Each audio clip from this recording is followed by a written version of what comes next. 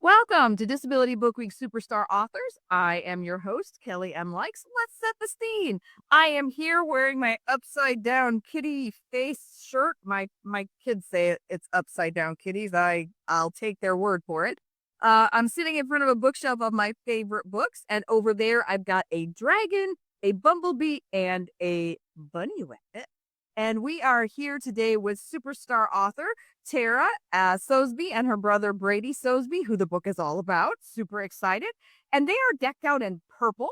We got purple sweatshirt, purple hat, and their backgrounds look, I'm telling you, I feel like I'm in Hawaii. It looks fantastic.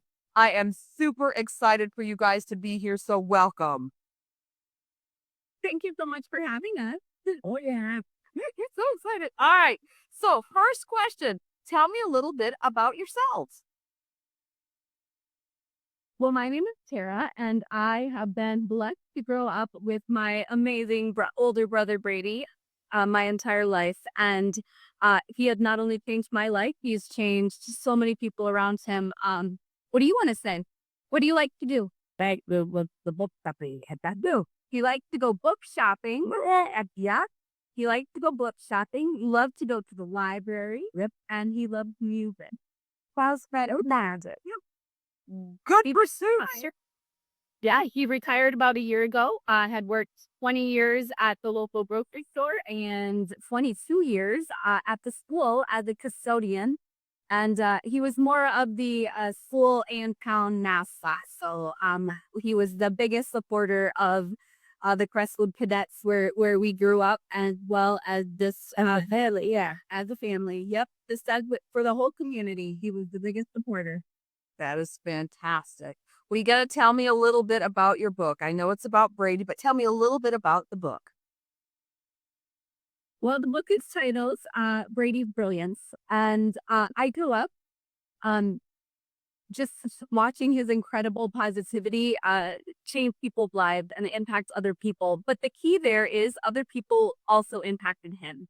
So it was kind of a give and take relationship. And I just kept watching this happen over and over and over again. And we would meet people who would know Brady, and we didn't know who they were. And so we realized how great of an impact and just brilliance he was shining. And I think we use the word brilliance to define degrees or GPAs or IQs or intelligence. And really, truly, I wanted to redefine the word brilliant.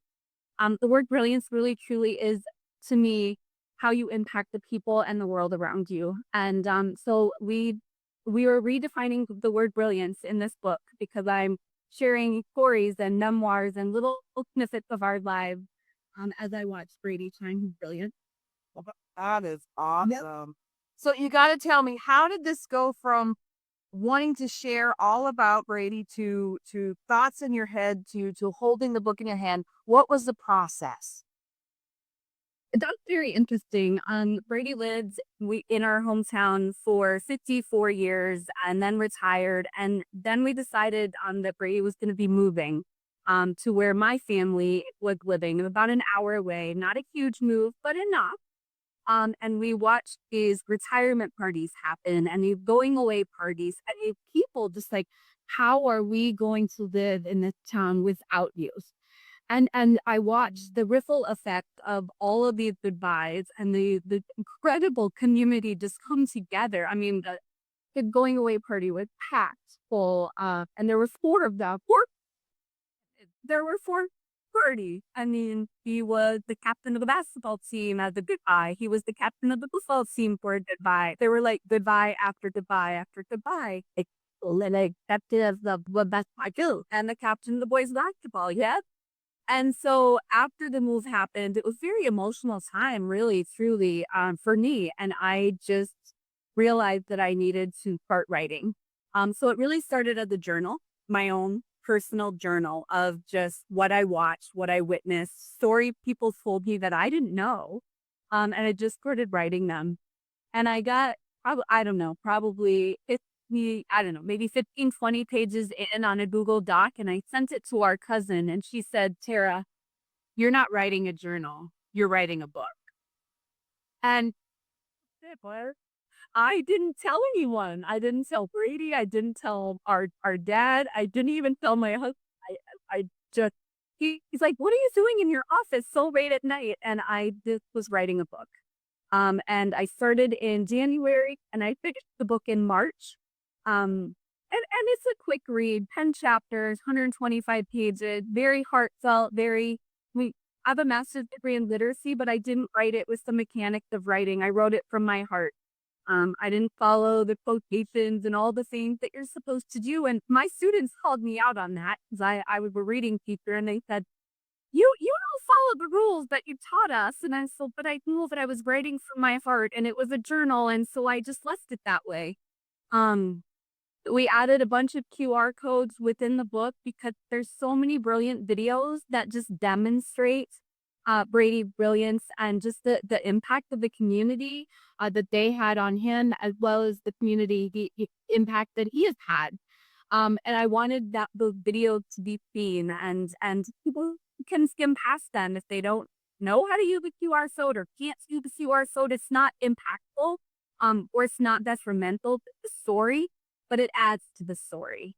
To hear the video or to see the video really does demonstrate Brady's brilliance. And so that was a unique thing. I don't know if there are QR codes in books. I had a publisher tell me, we want to publish your book, but we don't want the QR code. And I said, okay, then I'll pass on you. And I just said, I'm not taking those out. It's something unique that I would like to do. And I think it's important. And so I self-published. That took longer than the actual writing.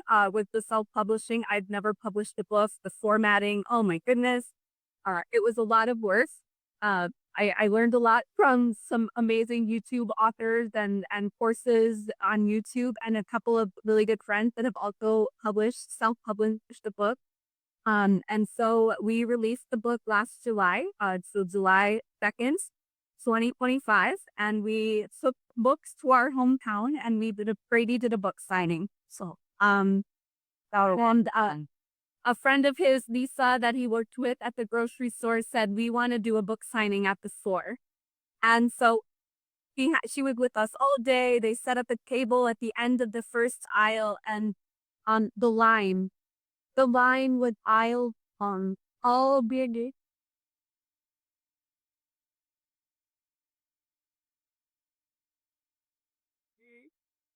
Yeah, that was awesome. Well, I have to ask, what sort of advice would you give to somebody who has a story that they think that needs to be told? What sort of advice would you give them for writing that story? Just do it. Just do it. Let your heart and your mind lay it out there. You can have people read it and adjust it or give feedback. Just get it out there. You never know who your story is going to impact and who needs your story today. And whether you're in it to sell a million coffees or you're in it to just make an impact is important. And it's a celebration. So just do it. I love that. I absolutely love that. It is my favorite part of the interview. Will you two please share your favorite part of the book with us? All right. Well, I'm going to set the stage a little bit. This is a chapter called Life is a Highway. Brady's mode of transportation his entire life has been a three-wheel bike. He rode it to and from work every single day. He rode it all around town, and it was not just transportation. It was a landmark. People knew where Brady was. People watched for him. The community knew, oh, there's Brady biking a flag. We need to stop and say hi. That bike was a landmark. Did one of the first stories with his bike. So he was probably 17 or 18, and I was 10 or 11. And we lived near a town called Lanesboro, Minnesota, which is the bike capital of the Midwest. And there's bikes all through the woods, through the forest, from town to town. It's a beautiful, beautiful area. And so our family, because Brady didn't learn to ride a two-wheel, finally got him a three-wheel bike so we could go to Waynesboro as a family. And it was our first trip. So As we got to Lanesboro, I call this the three-wheeled noble steed. Finally allowed up all four of us to go on the adventure of the bike trail once again.